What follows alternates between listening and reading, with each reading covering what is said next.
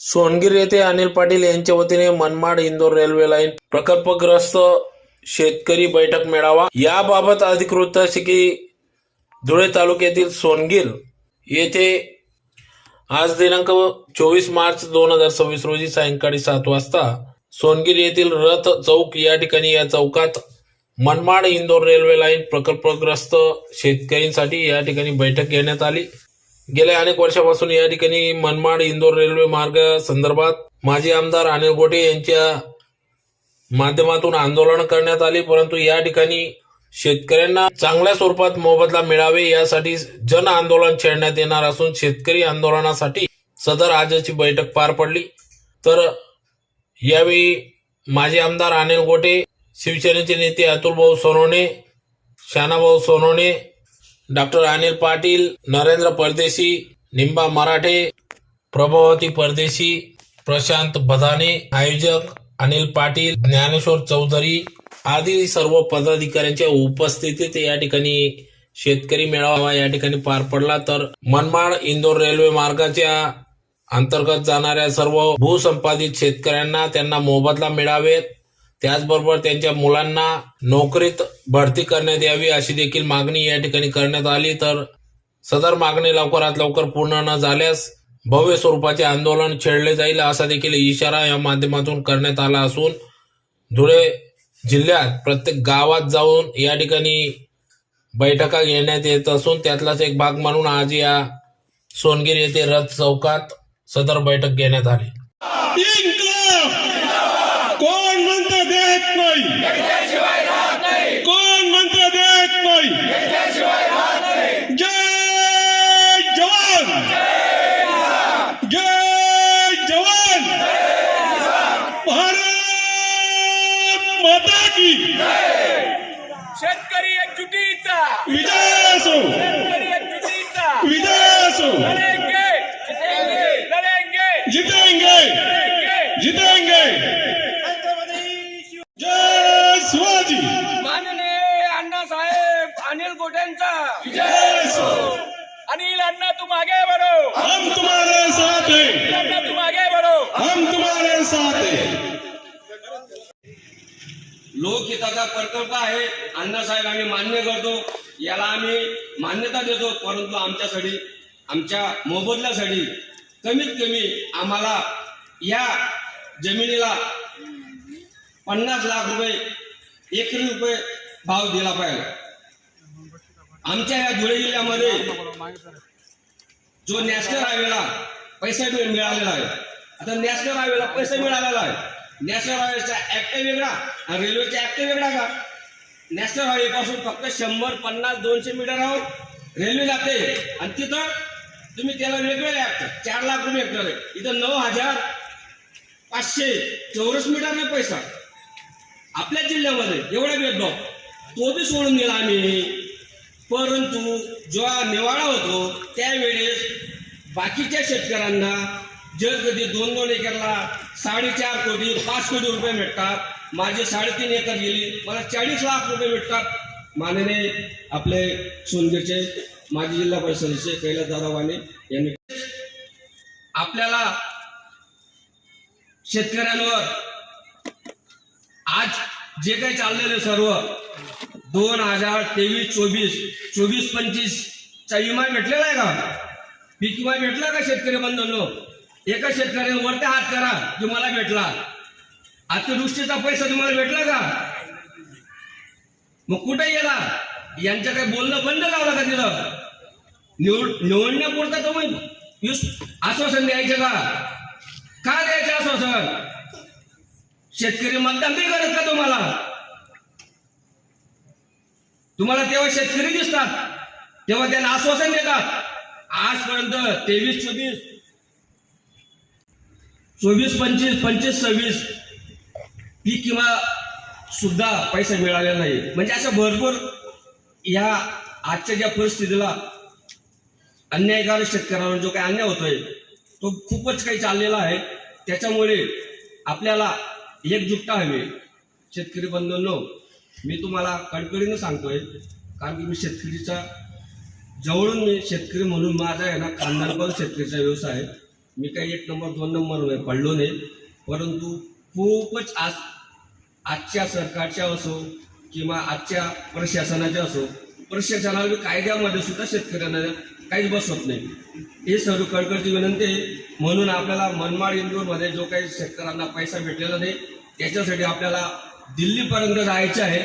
दिल्लीला आपल्याला शेतकऱ्यांच्या जमिनी गेलेल्या त्यांना त्यांच्या मुलाला नोकरीसाठी आपल्याला त्यांची ऑर्डर आणायची. एका शेतकऱ्याच्या मुलाला नोकरी पाहिजे आणि शेतकऱ्याच्या जमिनीला चौरस मीटरने भाव दिला पाहिजे, एवढी मागण्यासाठी आपल्याला दिल्ली जायचं आहे.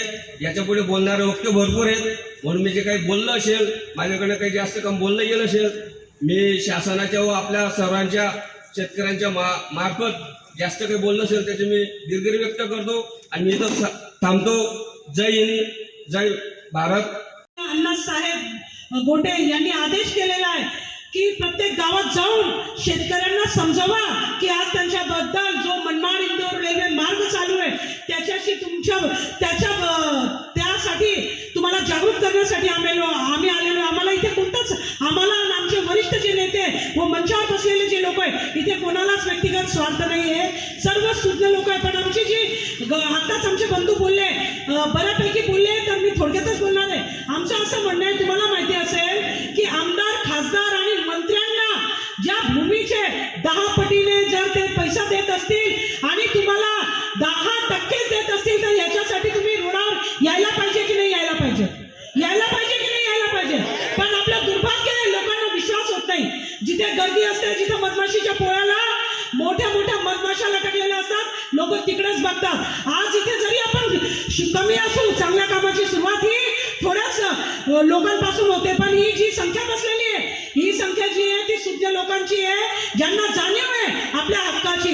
आज आपण जरी जगलेलो आहे तर आज आपण अर्ध्यापेक्षा जास्त आपलं जीवन व्यतीत करून घेतलेलं आहे. आपल्याला माहिती आहे आपण येणाऱ्या पिढीला काय देऊन जाणार आहे.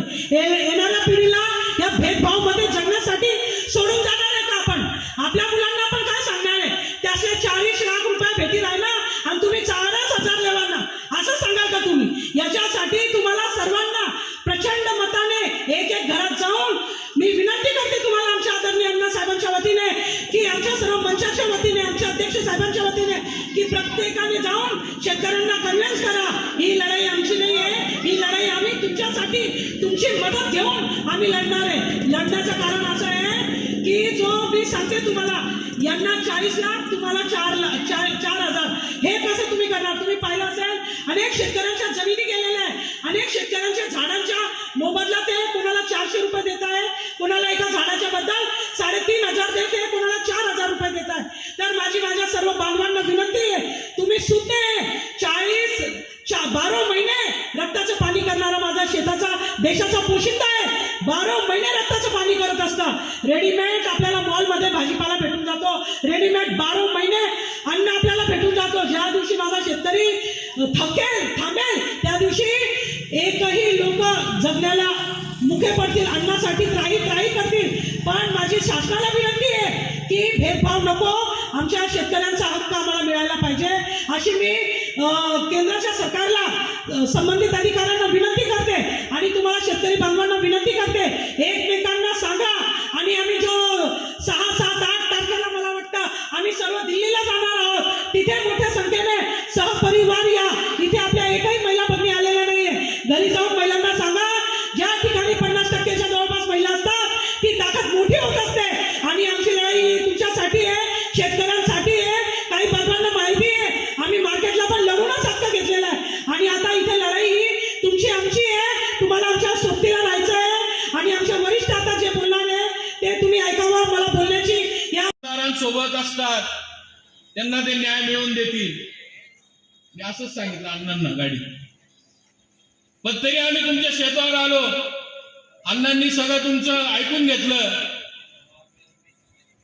या जिल्ह्यामध्ये बाळूभाऊ अण्णांचं काम असं असतं, जे काम व्हायसारखं असेल ते हो सांगतील, नाही असेल तर तोंडावर सांगतील की हे काम माझ्याकडनं होणार नाही. मित्रांनो, आजचं जे आपल्या सोनगीर गावामध्ये शेतकऱ्यांसाठी मेळावा घेतलाय. अण्णांचा कुठल्याही विकास कामाला विरोध नाही. अण्णांची जी लढाई आहे ती शेतकऱ्यांना न्याय मिळाला पाहिजे यासाठी ही लढाई अण्णांनी सुरू केलेली आहे. कर्करोगासारख्या त्रस्त आजाराशी अण्णांची लढाई चालू आहे. वय वर्ष 78, पण एखाद्या तरुणाला लाजवेल अशा पद्धतीने अण्णांचं कामकाज चालू असतं. मित्रांनो, 12 डिसेंबर 2007 साली मनमाड पासून तर इंदोर पर्यंत अण्णासाहेबांनी हे आंदोलन उभं केलं. या जिल्ह्यातल्या अनेक पुढाऱ्यांनी या रेल्वे मार्गाला विरोध केला. 2014 साली या देशाचे रेल्वे मंत्री लालू प्रसाद यादव हे उद्घाटनाला येणार होते. 2009 साली, परंतु या महाराष्ट्रातील अनेक पुढाऱ्यांनी दिल्लीला जाऊन त्यांना तो कार्यक्रम होऊ दिला नाही. 2009 साली जर हा रेल्वे मार्ग त्यावेळेस मंजुरी मिळाली आणि काम झालं असतं तर आपल्या शेतकऱ्यांना आणि आपल्या शेतकरी बांधवांच्या मुलांना हा न्याय मिळाला असता. मित्रांनो, आपल्या परिसरामध्ये सुलवाडे जांप असा मोठा प्रकल्प उभा राहतोय. तुम्ही त्या प्रकल्पग्रस्तांची नावं काढा. त्यामध्ये एक दलाल आहे कासारे गावचा, देसले म्हणून. तो देसले कोणाचा नातेवाईक आहे याचा तुम्ही अभ्यास केला पाहिजे. ज्या ज्या क्षेत्रामध्ये जमिनी जातात त्या जमिनींचा जास्तीत जास्त मोबदला घेण्याचं काम हा देसले नावाचा मनुष्य करतो. तो कोणाचा नातेवाईक आहे याचा तुम्ही अभ्यास करा. मित्रांनो, आपला मनमाड इंदोर रेल्वे मार्गाच्या कामाला विरोध नाही, परंतु आपल्या शेतकऱ्यांना योग्य मोबदला हा मिळाला पाहिजे आणि शेतकऱ्यांच्या मुलाला, कुटुंबातील एका तरुणाला सरकारी नोकरी मिळाली पाहिजे यासाठी अण्णांनी हा लढा उभारलेला आहे. ही जी तफावत केलेली आहे शासनाने, तर ही तफावत आपल्याला केंद्रीय रेल्वे मंत्र्यांच्या कानावर टाकावी लागेल. आणि ज्याप्रमाणे भाव यांना दिलेला आहे, कोणाला, मुंबई आग्रा हायवे मार्गातल्या बाधित शेतकऱ्यांना, तोच भाव या ठिकाणी रेल्वेच्या यांना मिळाला पाहिजे अशी मागणी शिवसेना उद्धव बाळासाहेब ठाकरे पक्षाच्या वतीने अनिल अण्णा गोटे, संजय राऊत साहेब हे दिल्लीमध्ये लावून धरतायत. तर मित्रांनो, रेल्वे मार्ग ज्या वेळेस जातो, हायवे जात असताना काय होतं, ज्याची शेती जाते आजूबाजूला थोडाफार कोपरा राहिला तर तो हॉटेल टाकतो, चहाची कंपनी टाकतो आणि तो शेतकऱ्यांचा उदरनिर्वाह चालू असतो. परंतु रेल्वे मार्गाच्या बाजूने तसं काहीच करता येत नाही आणि त्याच्यामुळे शेतकरी जो आहे तो शेतकरी हा अत्यंत त्या ठिकाणी नाळला जात असतो. भावांनो, त्याच्यामुळे याच्यात फक्त रेल्वे मार्गाला भाव मिळावा एवढीच मागणी नाहीये. तर जे प्रकल्प बाधित आहेत त्या प्रकल्प बाधितांच्या घरातला एक मुलाला नोकरी लागायला पाहिजे. त्या रेल्वेच्या याच्यामध्ये नोकरी त्या प्रकल्पात त्या बाधिताच्या घरातल्या एका मुलाला नोकरी मिळाली पाहिजे. त्याच्यानंतर ज्या ठिकाणी रेल्वे मार्गाच्या भरावाची उंची ही 15 फुटापेक्षा जास्त आहे, त्या ठिकाणी शेतातून या तुकड्यातून त्या तुकड्यात जायला किंवा या भागातल्या शेतातून त्या भागातल्या शेतात जायला रस्ता राहणार नाही. तर ज्या ठिकाणी 15 फुटाचा भराव आहे तर त्या ठिकाणी 50-50 फुटावर किंवा 100-100 फुटावर त्या ठिकाणी रेल्वेचे बोगदे तयार करावेत आणि शेतकऱ्यांची जी गैरसोय होणार आहे त्या टाळायचा प्रयत्न करावा. अशा अनेक मागण्या घेऊन आपल्याला हे आंदोलन उभं करायचंय. रेल्वे मार्गाचं आंदोलन अनिल अण्णा गोटे यांनीच उभं केलेलं होतं. ज्यावेळेस शेतकऱ्यांनी त्यांच्याशी चर्चा केली तर त्यावेळेस शेतकऱ्यांशी चर्चा करत असताना अण्णांनी सांगितलं रेल्वे मार्गाचं काम चालू झालं म्हणजे हे आंदोलन संपलं असं नाही. तर या मार्गामधील जे प्रकल्प बाधित आहेत, शेवटच्या प्रकल्प बाधिताला त्याच्या जमिनीचा योग्य मोबदला मिळून दिल्याशिवाय आणि त्याच्या घरातल्या एका कुटुंबातल्या माणसाला नोकरी मिळून दिल्याशिवाय हे रेल्वे मार्गाचं आंदोलन थांबणार नाही. 12 डिसेंबर 2006चं जसं अभूतपूर्व आंदोलन आपण सोनगीरकरांनी पाहिलेलं होतं, तशाच प्रकारचं आंदोलन कदाचित उभं करावं लागलं आणि रस्त्यावर यावं लागलं, त्यावेळेस आमच्यावर गुन्हे दाखल झाले होते. अजून तरी गुन्हे दाखल झाले तरी ते गुन्हे अंगावर घेण्याची आमची तयारी आहे. फक्त मित्रांनो तुमची साथ हवी आहे, आणि जर तुम्ही साथ दिली तर तुमच्या जमिनीला निश्चित भाव मिळेल. तुमच्या घरातला एक प्रकल्पग्रस्त म्हणून रेल्वेमध्ये नोकरीला लागेल, आणि जिथं जिथं उंच भराव असतील त्या ठिकाणी बोगदे करून शेतकऱ्यांना इकडून तिकडे जायची व्यवस्था करण्यात येईल. असा योग्य मागण्या घेऊन अनिल अण्णा गोटे या लढ्यामध्ये उतरले. आपल्याला विनंती करतो, आपला जास्त वेळ या ठिकाणी घेत नाही, आपण सगळ्यांनी या रेल्वे मार्गाच्या आंदोलनामध्ये सहभागी व्हा, आणि तुमची जी मागणी आहे रास्त मागणी ती तुमच्या पत्रात पाडून घ्या, अशी आपल्याला या ठिकाणी विनंती करतो. महामार्गावरती वरती शेंडीला येतो आणि तिकडे जर हरभरा लावला तो जमिनीत येतो का? असा काही बदल आहे का शेतकऱ्यांमध्ये?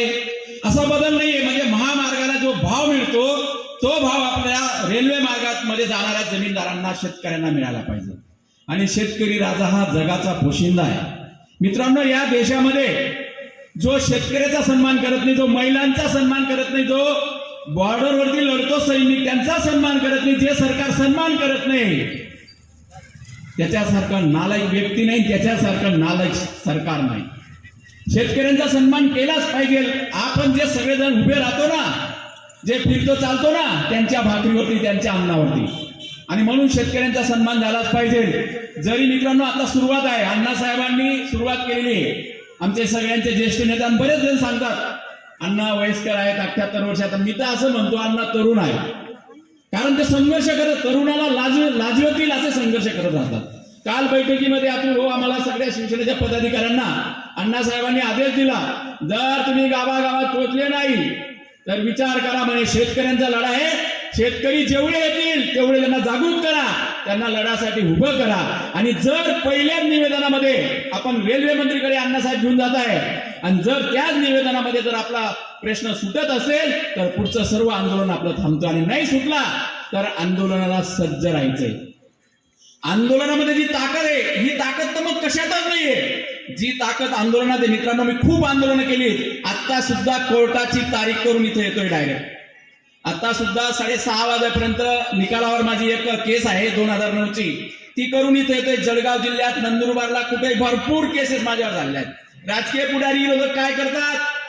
संघर्ष करत राहतो गरिबांसाठी, शिक्षणाच्या मुलांसाठी, शेतकऱ्यांसाठी. माझ्यावर नेहमी केसेस होत राहतात. आणि तुमच्या माहितीसाठी सांगू, मी मास्तर आहे बरं शाळाला मास्तर, घरना बाहेर निघायचे असं तुम्ही म्हणता. मी शाळाला मास्तर आहे बरं. कोणाला माहित नसेल, बरेच लोक खरंच मास्तर आहे का? त्या जिल्हा परिषदेच्या आंदोलनामध्ये तो शिव म्हणायचा, अरे शिक्षक आहे, खरंच शिक्षक आहे का म्हणे, याला सस्पेंड करा म्हणलं. अरे म्हणलं 1 दिवस 2 दिवस न करू रे, काही वर्ष 2 वर्ष कर, अजून मला शेतकरीसाठी मला मैदान उतरता येईल आणि लढता येईल. करा नव्हे बंद केला. मी सगळ्या गावाला घेतलं आणि त्या नाल्यात बसून गेलो. आम्ही बुडून जाऊ तर उठणार नाही, आम्हाला पूल पाहिजे. मित्रांनो, पूल मंजूर झाला. आंदोलनात एवढी ताकद आहे, खरं सांगतोय मी तुम्हाला. अनेक लढे उभे केले आहेत मी आणि यशस्वी केलेले. आमच्या शिवसेनेच्या नेत्यांच्या मार्गदर्शनाखाली यशस्वी केलेत. आणि माझ्यासारखा सर्वसामान्य कुटुंबातला 2 रुपये रोजाने कामाला जाणारा माणूस आज स्टेजवर भाषण करतो, जिल्हा परिषद सदस्य म्हणून निवडून होतो, पंचायत समितीला निवडून होतो, ते बी प्रस्थापितांच्या विरोधात, त्यांच्या बालेकिल्ल्यामध्ये. याला एकमेव कारण सर्वसामान्यांसाठी लढत राहणं. आणि म्हणून गावाच्या तरुणांना, परिसराच्या तरुणांना, जरी तुमची शेती नसेल तर माझ्या शेतकरी बांधवांच्या पाठीशी उभे राहा. सगळ्यांनी एकत्र या. आणि जर दिल्लीमध्ये आपलं काम फत्ते झालं तर पुढचं आंदोलन आपलं टळेल. अन्यथा पुढचं आंदोलन अनिल अण्णा गोटे या साहेबांच्या माध्यमातून आपण जे आंदोलन उभं करणार, आपण सगळ्यांनी सहभाग होऊया आणि या शेतकऱ्यांना न्याय मिळेपर्यंत स्वस्त बसायचे नाही अशी शपथ घेऊन या. एवढं बोलतो.